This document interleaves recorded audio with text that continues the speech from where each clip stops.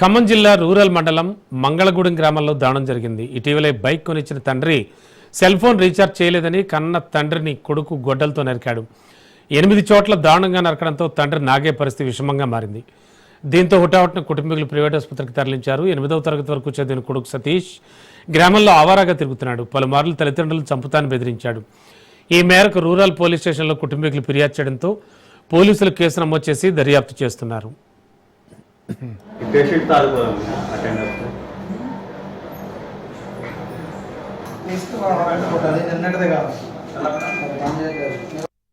ఇవన్నీ కొట్టి పండ్లు ఎరగొట్టిండు, ఈ ముక్కల బొక్కలన్నీ ఎరగొట్టిండు.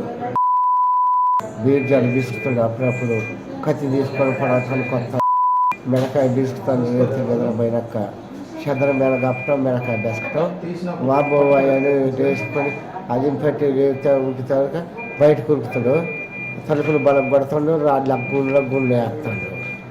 వేసి కర్ర తీసుకొని కొడితే ఇదంతా వాసిందో కదా వాడు కడుపుగాన వాడితో నేను దత్తన్నయ్యా నీ మందు తాగేటోని కాదు, పొద్దున్న చేతలైన పనికి నేను పోయి వచ్చే రోడ్డు మీద పోతుంటే ఒక బండి వచ్చి గుద్దిండు. గుద్దితో ఇటో సంవత్సరం బట్టింది, నయమైంది. నేను ఖచ్చితంగా ఏదో పని పోతుంటే ఇంటికి వచ్చినాక నాకు బండి కొనుక్కున్నా పని అని నాకు డబ్బు తెలియదు. 7 సార్లు నీళ్ళు దాపిచ్చి లేకుంటే నేను చేసిండు.